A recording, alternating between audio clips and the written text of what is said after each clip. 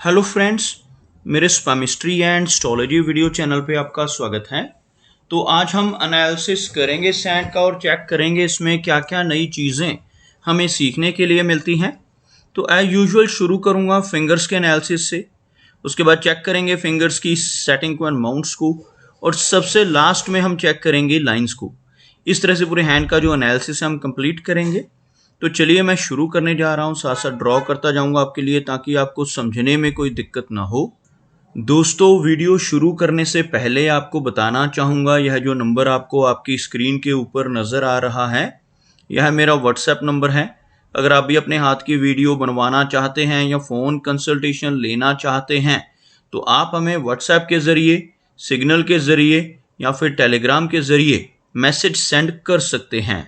यहाँ पर आप देख सकते हैं इनकी जो हथेली है कुछ इस तरह से एक स्क्वायर शेप में नज़र आ रही है, जो इंडिकेट करती है एक हार्ड वर्किंग टाइप की नेचर को। और अगर इनकी फिंगर्स की बात की जाए तो आप यहाँ पर देख सकते हैं फिंगर्स काफ़ी थिक नज़र आ रही हैं, बहुत अच्छी लेंथ में है, जिसकी वजह से नेटिव की एनर्जी एंड स्टैमिना काफ़ी अच्छा रहता है। सभी फिंगर्स पर कुछ इस तरह की बारीक सीधी खड़ी रेखाएं भी आपको नज़र आएंगी। कुछ इस तरह की रेखाओं का होना इंडिकेट करता है कि नेटिव मिलनसार स्वभाव का रहेगा, दूसरों के साथ बहुत अच्छे से तहजीब से पेश आने वाली नेचर ऐसे व्यक्ति की रहती है। अगर हम लेंथ की बात करें तो आप यहाँ पर देख सकते हैं इनकी तर्जनी उंगली काफ़ी अच्छी लंबाई में नज़र आ रही है। भले ही यह फिंगर हमें इनकी सूर्य फिंगर के मुकाबले थोड़ी शॉर्ट लग रही हो, लेकिन यह फिंगर इनकी हथेली में काफ़ी थिक है और बहुत अच्छी लेंथ में है, जिसकी वजह से नेटिव की लीडरशिप क्वालिटीज़ काफ़ी अच्छी रहती हैं। ऐसे व्यक्ति ज्ञानवान होते हैं, दूसरों को सही रास्ता दिखाने वाली पर्सनैलिटी, एक अच्छी गाइडेंस देने वाली नेचर और थोड़ी आध्यात्मिक टाइप की रुचि ऐसे व्यक्ति के भीतर आपको देखने को मिलेगी। अगर हम शनि फिंगर की बात करें तो आप यहाँ पर देख पाएंगे शनि फिंगर इनकी बहुत अच्छी लेंथ में है, काफ़ी थिक है, जिसकी वजह से एनर्जी एंड स्टैमिना तो बहुत अच्छा रहेगा ही। साथ ही साथ ऐसे व्यक्ति बहुत मेहनती होते हैं, डिसिप्लिन्ड होते हैं, एक न्याय प्रिय टाइप की और अनुशासन प्रिय टाइप की पर्सनैलिटी ऐसे व्यक्ति की हमें देखने को मिलती है, जिसकी वजह से ऐसे नेटिव जीवन में बहुत अच्छी तरक्की कर पाने में भी कामयाब रहते हैं। अगर हम इनकी सूर्य फिंगर की बात करें तो आप यहाँ पर देख पाएंगे सूर्य फिंगर लंबाई में इनकी तर्जनी से यानी गुरु फिंगर से ज़्यादा है और बिल्कुल स्ट्रेट है, इस वजह से नेटिव की क्रिएटिविटी का लेवल बहुत अच्छा रहेगा। बहुत अच्छी आर्टिस्टिक क्वालिटीज़ ऐसे व्यक्ति के भीतर आपको देखने को मिलेंगी। लेकिन साथ ही साथ ऐसे व्यक्ति जिनकी सूर्य फिंगर ज़्यादा लंबाई में होती है, थोड़े रिस्क टेकर तरह के भी देखे जा सकते हैं। ऐसे व्यक्ति जीवन में रिस्क लेने से नहीं घबराते। कई बार तो ऐसे नेटिव अपने जीवन में अपने धन को ऐसी जगहों पर भी इन्वेस्ट कर देते हैं जहां पर लॉस की संभावनाएं हों, जैसे शेयर मार्केट है, क्रिप्टो करेंसीज हैं, म्यूचुअल फंड्स हैं। ऐसी चीज़ों में भी नेटिव की रुचि आपको देखने को मिलेगी। अगर हम इनकी मरकरी फिंगर की बात करें तो आप यहाँ पर देख पाएंगे मरकरी फिंगर लंबाई में इनकी सूर्य फिंगर के टॉप फैलेंज तक पहुँचती हुई आपको नजर आएगी। और इस फिंगर का अच्छी लंबाई में होना काफ़ी पॉजिटिव होता है। ऐसे व्यक्ति के कम्युनिकेशन स्किल्स बहुत अच्छे होते हैं, बिजनेस एक्यूमेन ऐसे व्यक्ति का स्ट्रॉन्ग देखा जा सकता है। और अपने स्ट्रॉन्ग कम्युनिकेशन स्किल्स की वजह से ही ऐसे व्यक्ति जीवन में प्रोग्रेस कर पाने में कामयाब होते हैं। जिन लोगों की मरकरी फिंगर लंबी होती है, ऐसे व्यक्ति की पूर्व अनुमान लगाने की क्षमता भी काफ़ी बेहतर आपको देखने को मिलेगी। यहाँ पर आप देख पाएंगे इनकी फिंगर्स के बीच में कुछ हल्के गैप्स नज़र आते हुए, लगभग सभी फिंगर्स में कुछ इस तरह के गैप्स हैं, जिसकी वजह से थोड़ा खर्चीला स्वभाव इनका रहेगा, जिस वजह से धन के ठहराव में थोड़ी कमी ऐसा व्यक्ति महसूस करता है। लेकिन जिन लोगों की सूर्य और बुध फिंगर यानी इन दोनों फिंगर्स में अच्छा गैप होता है, ऐसे व्यक्ति अपनी मनमर्जी के मालिक होते हैं, जो काम करने की ठान लेते हैं फिर उसको कर कर ही दम लेते हैं। कुछ इस तरह का स्वभाव इनका आपको देखने को मिलेगा, थोड़ी ज़िद्दी नेचर भी इसे कहा जा सकता है। चलिए आगे बढ़ते हैं और चेक करते हैं इनके सभी माउंट्स को, उसके बाद हम चेक करेंगे इनकी सभी रेखाओं को भी। तो सबसे पहले बात कर लेते हैं इनके गुरु पर्वत की। आप यहाँ पर देख पाएंगे यह माउंट आपको काफ़ी उठा हुआ, काफ़ी उभरा हुआ नजर आएगा। और जिन लोगों का बृहस्पति का माउंट यानी गुरु पर्वत इस तरह से उभरा हुआ होता है, ऐसे व्यक्ति ज्ञानवान होते हैं, नॉलेजेबल होते हैं और अध्यात्म में भी इनकी रुचि देखने को मिलती है। खास तौर पर मिडिल एज के बाद, लगभग 40 की एज के बाद ऐसा व्यक्ति का झुकाव स्पिरिचुअलिटी की तरफ अधिक होने लगता है। यहाँ पर आपको एक आड़ी रेखा नजर आएगी, कुछ इस तरह की एक रेखा। यह एक कंप्लीट गुरु वलय नहीं है। एक कंप्लीट गुरु वलय आपको बताना चाहूंगा कहाँ बनता है। यहाँ से एक रेखा शुरू हो और इस तरह से यहाँ तक पहुंच जाए, एक अर्धचंद्रमा जैसी शेप बन जाए, तो इसे संपूर्ण गुरु वलय कहा जाता है, यानी रिंग ऑफ सोलोमन कहा जाता है। ऐसा रिंग ऑफ सोलोमन जिनके हाथ में होगा, ऐसे व्यक्ति के भीतर वैराग्य की भावना भी काफी ज्यादा रहती है और ऐसा व्यक्ति काफी ज्यादा आध्यात्मिक होता है। यहाँ पर आपको गुरु वलय की छोटी सी फॉर्मेशन नजर आएगी, जिसकी वजह से कुछ कुछ गुरु वलय जैसे प्रभाव यानी वैराग्य की भावना भी रहेगी। लेकिन ऐसा व्यक्ति बहुत नॉलेजेबल होता है। खास तौर पर 40 की उम्र के बाद ऐसा व्यक्ति समाज में बहुत अच्छा मान सम्मान और प्रतिष्ठा पाने लगता है। किसी भी आध्यात्मिक संस्था के साथ जुड़कर काम करने की कैपेबिलिटी भी ऐसे व्यक्ति के भीतर रहती है। ऐसा व्यक्ति मिडिल एज के बाद किसी धार्मिक या आध्यात्मिक संस्था या सोशल वर्किंग ऑर्गेनाइजेशन के साथ जुड़कर भी काम कर सकता है। अगर हम इनके शनि पर्वत की बात करें तो आप देखेंगे यह माउंट आपको दबा हुआ नजर आएगा। और शनि माउंट का दबना जीवन में संघर्ष को बढ़ाता है। ऐसे व्यक्ति को अपने कंफर्ट जोन से निकलकर काम करना पड़ता है। काफी अधिक मेहनत ऐसे व्यक्ति के जीवन में रहती है। अगर किसी व्यक्ति के हाथ में शनि पर्वत दबा हो लेकिन एक साथ में लंबी भाग्य रेखा हो, तब भी इसके नेगेटिव प्रभाव कुछ हद तक कम हो जाते हैं। आपको दिखाना चाहूंगा, इनके हाथ में भाग्य रेखा तो मौजूद है, लेकिन बीच बीच में यह रेखा कुछ ब्रेक्स इंडिकेट कर रही है। आप देखेंगे यहां से यह रेखा शुरू होती हुई और कुछ इस तरह से यह रेखा आपको आगे बढ़ती हुई नजर आएगी। बीच बीच में इस तरह की ब्रेक्स का होना दर्शाता है कि जीवन में काफी सारे उतार चढ़ाव इनके रहेंगे। अप्स एंड डाउन्स का सामना ऐसे व्यक्ति को करना पड़ता है।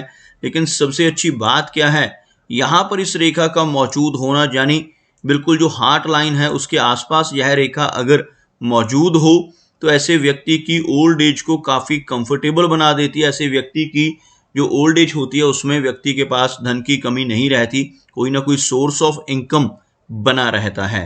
अगर हम इनके सूर्य पर्वत की बात करें तो आप यहाँ पर देख पाएंगे सूर्य का जो माउंट है वो भी शनि की भांति हल्का सा दब रहा है। और इस माउंट का दबना जीवन में से यश को कम करता है। ऐसा व्यक्ति जिसका सूर्य पर्वत दब रहा हो, दूसरों के लिए कितना भी काम कर ले, दूसरों की कितनी भी मदद कर ले, बदले में कोई इनाम, कोई एप्रिसिएशन नहीं मिल पाता, जिसे हम यश की कमी कहते हैं। हाथ में सूर्य रेखा तो मौजूद है, लेकिन यह रेखा भी आपको कुछ इस तरह की फॉर्मेशन में बहुत ही छोटी सी रेखा आपको इनकी हार्ट लाइन के ऊपर नजर आएगी। इस तरह की रेखा होने से नेटिव को इसका लाभ ओल्ड एज में ही मिल पाता है, क्योंकि अगर यह रेखा लंबी हो, अगर इस तरह से मौजूद हो तो यंग एज में यह व्यक्ति को बहुत अच्छा नेम एंड फेम दिलवाती है। लेकिन अगर यह रेखा हृदय रेखा से ऊपर हो तो इसका लाभ नेटिव को ओल्ड एज में चलकर ही मिल पाता है। मरकरी की बात की जाए, यानी यह जो एरिया है इसको बुध का मरकरी का एरिया कहते हैं। और जिन लोगों के हाथ में इस तरह का उभरा हुआ बुध पर्वत होता है, ऐसे व्यक्ति के कम्युनिकेशन स्किल्स बहुत अच्छे होते हैं, बहुत ही अच्छा बिजनेस एक्यूमेन भी ऐसे व्यक्ति का आपको देखने को मिलेगा। ऐसा व्यक्ति अगर जॉब में भी चला जाए तो वहां पर भी अपने स्ट्रॉन्ग कम्युनिकेशंस की वजह से ही तरक्की पाता है। अगर हम बात करें इनकी हार्ट लाइन की तो आप देख पाएंगे एक सिमियन लाइन की तरह की फॉर्मेशन यहाँ पर बनती हुई। आपको बताना चाहूँगा, नॉर्मली आप देखोगे लोगों के हाथ में हार्ट लाइन कुछ इस तरह से होती है और यहाँ से एक रेखा निकलकर नीचे की तरफ चलती है, जिसको माइंड लाइन, यानी यह जो नीचे वाली रेखा इसको मस्तिष्क रेखा कहते हैं और यह जो ऊपर वाली रेखा है इसको हृदय रेखा यानी हार्ट लाइन कहते हैं। लेकिन इनके केस में यह रेखा एक स्ट्रेट लाइन है जो माइंड लाइन और हार्ट लाइन दोनों का काम कर रही है, साथ साथ एक असिस्टिंग लाइन और भी है। जब ऐसी सीधी और स्पष्ट एक सिमियन लाइन, इस तरह की रेखा को सिमियन लाइन कहा जाता है, हाथ में होती है तो यह व्यक्ति को थोड़ा जिद्दी स्वभाव का बनाती है। ऐसे व्यक्ति अपनी पारिवारिक जीवन में और अपनी प्रोफेशनल लाइफ में दोनों में कई बार बैलेंस कर पाने में कामयाब नहीं हो पाते। इस वजह से क्योंकि ऐसे व्यक्ति वर्कहोलिक होते हैं, जो काम करने की ठान लेते हैं फिर उसी को करते हैं, उसी की धुन में सवार रहते हैं। थोड़ी इस तरह की पर्सनैलिटी, जिस वजह से कई बार अपने परिवार को पूरा समय नहीं दे पाते। लेकिन अगर ऐसा व्यक्ति बैलेंस करे, अपने काम का और अपने पारिवारिक जीवन में बैलेंस करने की कोशिश करे, तब यह रेखा बहुत ज़्यादा नेगेटिव प्रभाव नहीं देती। अदरवाइज देखा गया है कि सिमिलर लाइन वाले लोगों के हाथ में जब ऐसी रेखा होती है तो उन्हें अपने पारिवारिक जीवन में कुछ ना कुछ समस्याओं का सामना करना पड़ सकता है। अदरवाइज यह रेखा हार्ट लाइन की तरह वर्क करती हुई इनके जुपिटर माउंट यानी गुरु पर्वत तक पहुंच रही है। आदर्शवादी व्यक्ति होता है ऐसा, और बहुत अच्छी पर्सनैलिटी, दिल के ऐसे लोग बहुत अच्छे होते हैं। माइंड लाइन की बात की जाए तो यही रेखा मस्तिष्क रेखा की तरह तो काम करेगी ही, लेकिन साथ साथ एक असिस्टिंग लाइन होने से नेटिव की मेमोरी बहुत अच्छी रहेगी। ऐसे व्यक्ति की बौद्धिक क्षमता स्ट्रांग होती है और साथ ही साथ लॉजिकल कैपेबिलिटी भी ऐसे व्यक्ति की काफ़ी अच्छी देखी जा सकती है। इस रेखा में इस तरह की हल्की ओवरलैपिंग होने की वजह से कुछ स्ट्रेस और मानसिक समस्याओं का सामना भी जीवन में नेटिव को करना पड़ सकता है। आप यहाँ पर देखेंगे फोर्क बनता हुआ, इस तरह का फोर्क मस्तिष्क रेखा के अंत में बने तो नेटिव के भीतर क्रिएटिविटी काफ़ी स्ट्रांग होती है। ऐसा व्यक्ति कुछ ना कुछ अच्छा क्रिएट कर सकता है। ऐसा व्यक्ति अच्छा राइटर या अच्छा आर्टिस्ट बनने में भी कैपेबल होता है, जिसके हाथ पर इस तरह का फोर्क मस्तिष्क रेखा के अंत में बनता हुआ नजर आए। चलिए आगे बढ़ते हैं और देखते हैं इनकी जीवन रेखा को।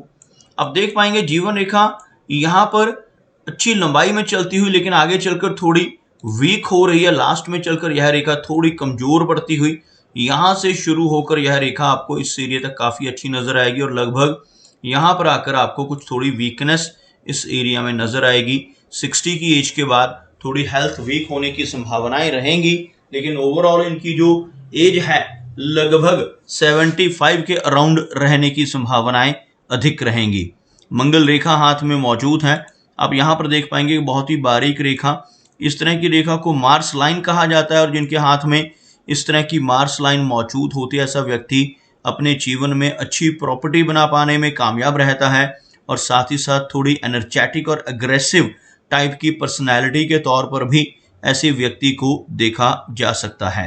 अगर हम बात करें इनके केतु पर्वत पर बनने वाले फिश के चिन्ह की, आप देखेंगे बहुत ही बारीक रेखाओं से यहाँ पर एक फिश नुमा आकृति, कुछ इस तरह का एक चिन्ह आपको बनता हुआ नजर आएगा। ऐसा चिन्ह अगर इस एरिया में, जिसे हम केतु एरिया कहते हैं, और यहाँ पर बन रहा हो तो नेटिव को जीवन में लंबी दूरी की यात्राएं करने के मौके मिलते हैं।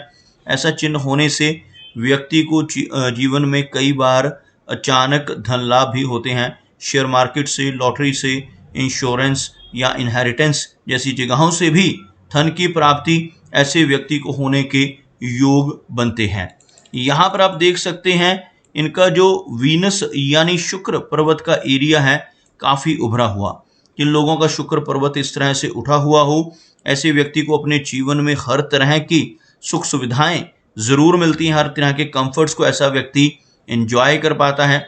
लेकिन आपको यहाँ पर कुछ ना कुछ बारीक रेखाएं, आड़ी रेखाएं भी नज़र आएंगी, जिनकी वजह से पारिवारिक जीवन में कुछ समस्याएं रह सकती हैं। मैरिड लाइफ में भी थोड़ी इंस्टेबिलिटी ऐसा व्यक्ति अपने जीवन में महसूस कर सकता है।